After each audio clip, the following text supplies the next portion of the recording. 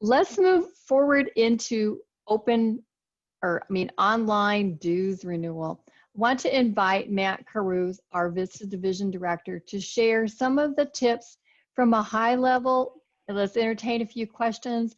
And then we do have a breakout room available that we can let the folks who really want to know more about dues renewal hop on over there. Although I know we also have about 2/3 interested in Speechcraft, the next topic. Matt, please welcome our Matt Caruth with Distinguished Toastmaster with the topic on dues renewal. Well, thank you very much, Christy. Basically, we used to be able to be in a physical meeting, and then we could just take a credit card from a member, stick it into a reader, they get charged very quickly and easily, and the transaction's over. So how can we do that in a virtual environment? And it's relatively easy to do. We have Square and PayPal that work in a similar way. Essentially, you can send each member an invoice, which is just a link that they click on. And when they click on it, it prompts them for their credit card information, and they can make the transaction happen just like that. It requires some effort to set it up. It's not all that difficult.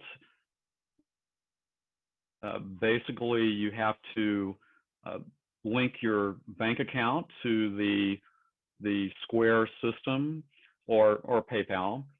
It just requires the club EIN number, which is available online. You create a Square or PayPal account online, do some setup, and that's really about all there is to it. And here on the right, you can see an example of what the member would see. They would just click on Pay Invoice, and I mean, it's really easy.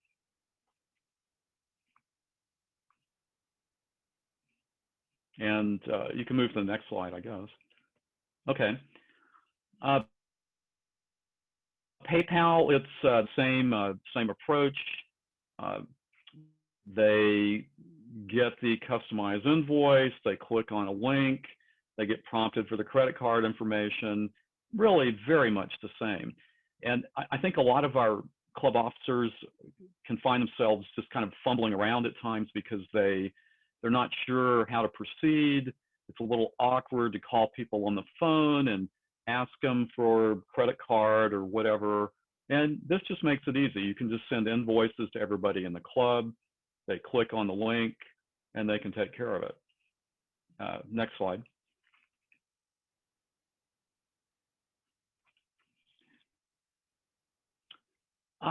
Informal methods for smaller clubs. Okay, some clubs don't even have bank accounts. The treasurer would just take cash or a check, and we can still do this. Members can still send something in the plain old postal mail, like a check, to the treasurer. If you want, you can also install an app on your phones. Next slide. And the main ones here are called Cash App and Venmo, and they're owned by Square and PayPal. How about that? So it's, again, if you're accustomed to this kind of thing, it's pretty easy to set up. And for people who use these kind of apps to pay for stuff, this just makes it really easy for them.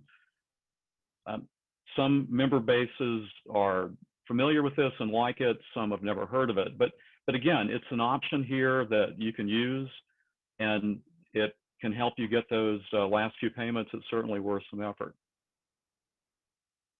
Next slide, if there is one. I think there's one more. Yeah. Okay, so the drawback of these approaches, you have to do a little setup, small learning curve. Again, it's not very tough, and they require some fees. So you can just assume that you're going to pay probably 2.5% or so, somewhere in that around that value. Again, how do you handle this? Most clubs just add it to the amount. You just bump it up from $45 to $46.25 or whatever. And typically people don't really care. And again, if they do care, they can always mail you a check or use a different method. But this just allows people to pay seamlessly, and for people who pay for everything with credit cards, this is something they're probably quite comfortable with. Any questions? Hi, I have a question. So if they're paying through Zelly or any other cash apps, there will not be any tax additional fee charged, right? But only with PayPal and Square, there is additional charge, right? But with Zelly and all, they will not get any extra charge. Well, the way those are set up typically is that if you're transferring money between individual people, there's no upcharge.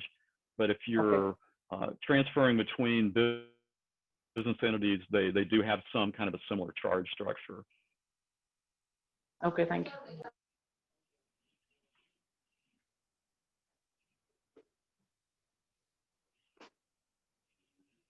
Okay, questions for Matt? Let me, before I let you ask the questions, let me point out there's two choices here. One is our next topic is Speechcraft, and I know that's one that many want to hear, but we also have a breakout room available so that if you have more detailed questions relating to online dues payment, the Square, PayPal, we could send you to the breakout room with Matt and others and talk about that. If you're interested in that, send me a private chat to me, Christy Peterson, and I'll select those folks to send to the breakout room. But let's entertain a couple questions for everyone right now for Matt. Who would like to ask first?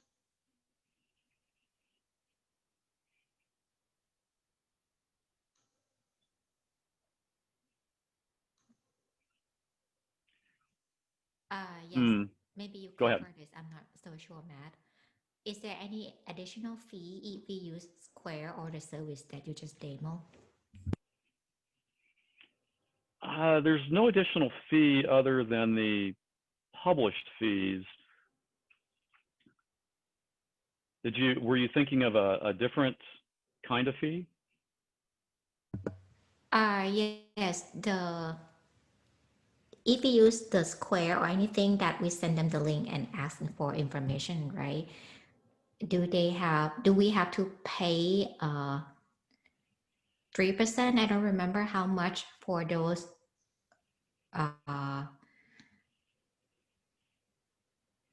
client. For the invoices? Yes. Do we have to pay any extra, or member have to pay extra for the service fee, transaction fee? Well, the short answer is yes. Either the club absorbs it somehow or the member pays it directly. And like I said, a lot of people are accustomed to this kind of idea. They don't bat an eye. If some people care, they can always find another way. It's just, again, all about adding just another option for people, because some people would prefer to pay 3% and have fewer things to worry about. So it might not be for everybody, but for some people, they see it as a good thing. And if I may add, Matt, that's one of the reasons that my club, that we do typically use Zelle, and I'll promote Zelle or Cash App simply because there is no fee. And also, I think just about everybody with our club has used Zelle because it's already in their banking app or their banking website. So they trust their bank, they say, we'll go this way. And all they need to know from me is my email address or my mobile number. They don't know which bank I'm with or anything like that, but the money comes to me and I pay it, like you mentioned before. And again, if people are comfortable and familiar with this kind of a system, it's just like falling off a log for them.